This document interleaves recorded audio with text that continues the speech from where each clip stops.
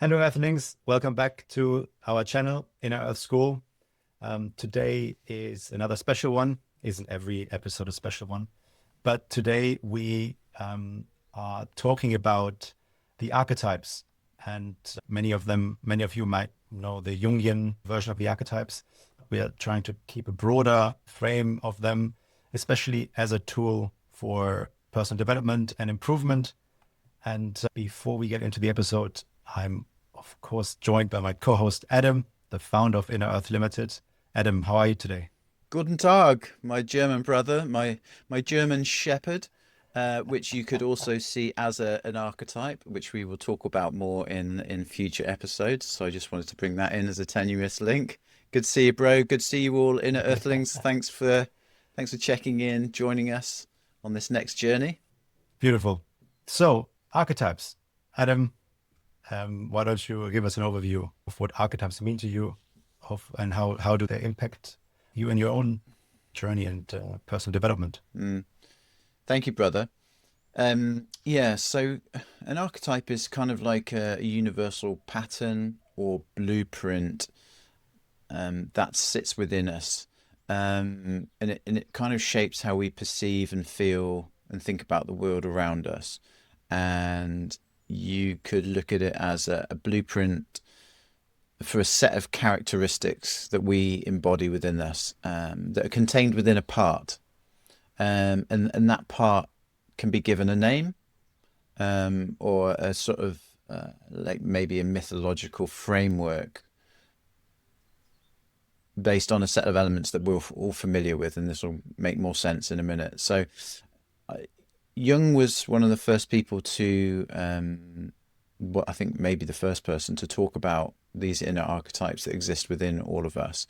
And his work was then expanded into, and basically informed an amazing book that was it was based on the four male archetypes, a book written by Robert Moore, or Robert Gillette, Moore and Gillette, basically. It's called King, Warrior, Magician, Lover. If you have ever done a lot of men's work, then this is a book that's commonly referred to as a bit of a sort of a Bible for that work, and it speaks to these four different masculine archetypes, the King, Warrior, Magician, Lover, and that we're all, in terms of men, but women as well, actually, and we'll come on to that more in a second.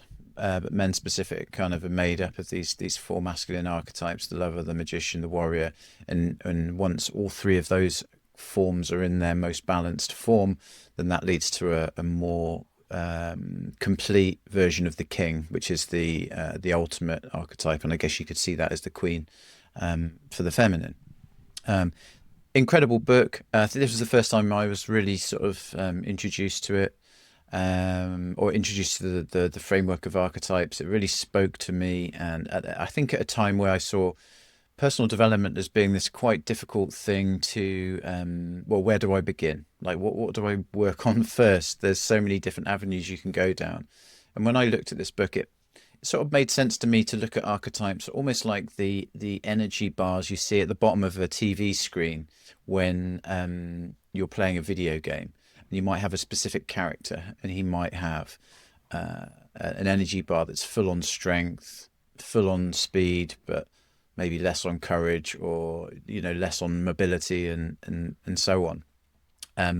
And being able to kind of look at the different aspects of these archetypes within you, the lover relating to creativity and connection and communication, the magician relating to wisdom, insight, and being kind of like an alchemist for life, the warrior being someone making decisive decisions and taking action, and of course the king being someone embodying the characteristics of leadership and order and blessing. And so when I kind of looked at at myself around these four different frameworks, I was able to say, oh, I'm slightly more in my maybe my lover here and my magician here, and maybe a bit less in my warrior here. And it started to help me build up a deeper understanding of who I am, and maybe also offered me different directions to take my own personal development to upskill in those sort of specific areas. As I said, the archetypes are not just for men.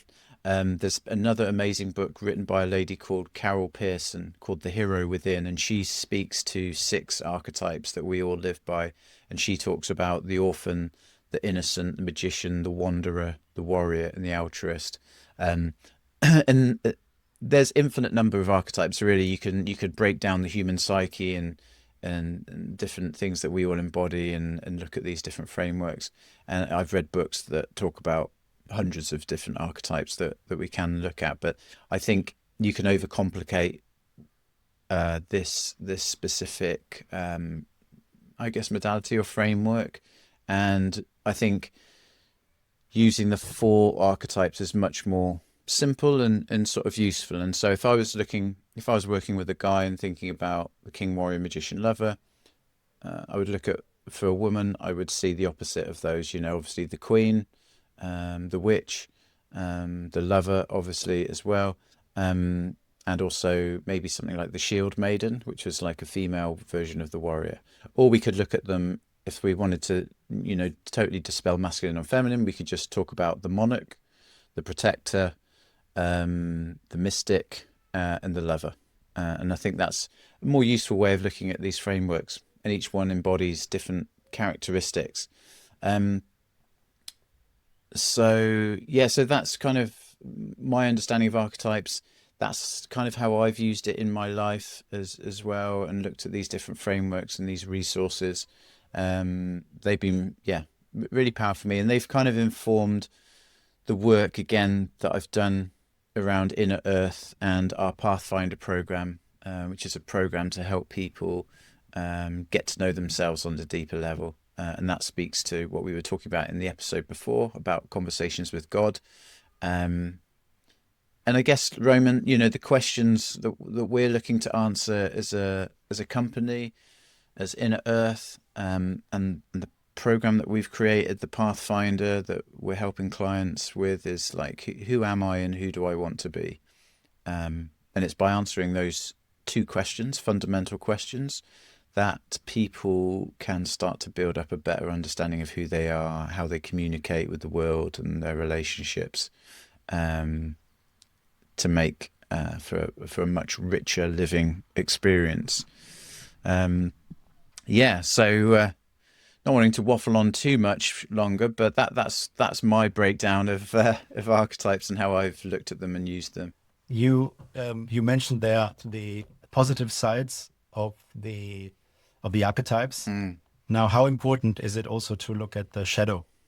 So where the monarch is the ruler, the benevolent dictator, but how important is it also to look at the tyrannical side, for example, of the monarch?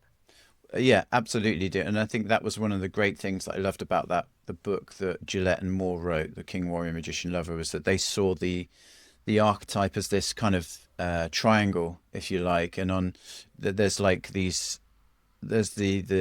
of like the 3 poles of an archetype, and the bottom corners. One is the archetype when he's in his most he's kind of weakest form. So in terms of the kings, I think a great example, the king might be that kind of weakling king that we sort of see depicted through history and through different sort of mythical kind of films and books and stories.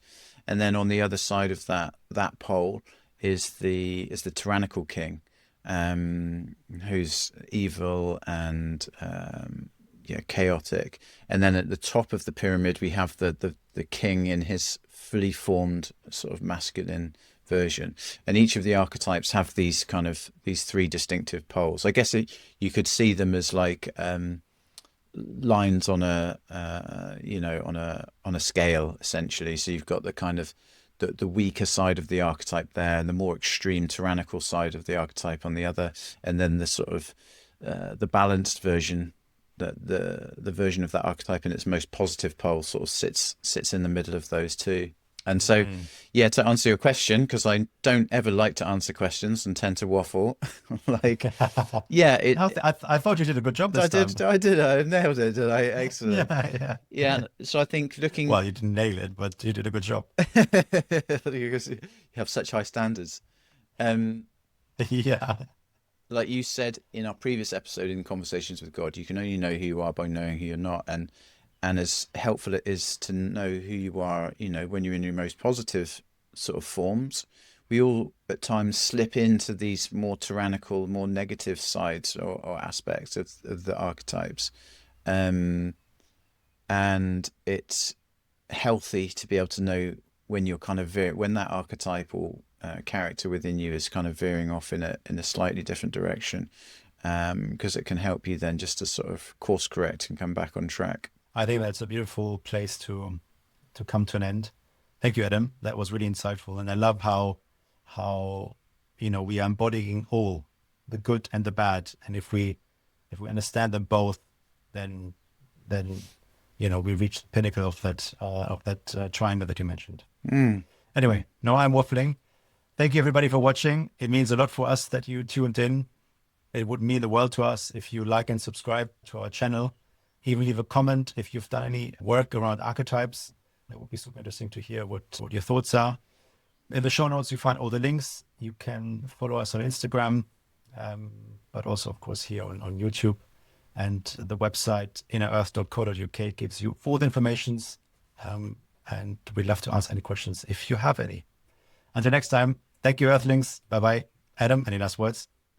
Peace out, and look forward to seeing you in your next one, which is going to be an exciting one on the hero's journey. Peace out. Thanks, Earthlings. Bye-bye.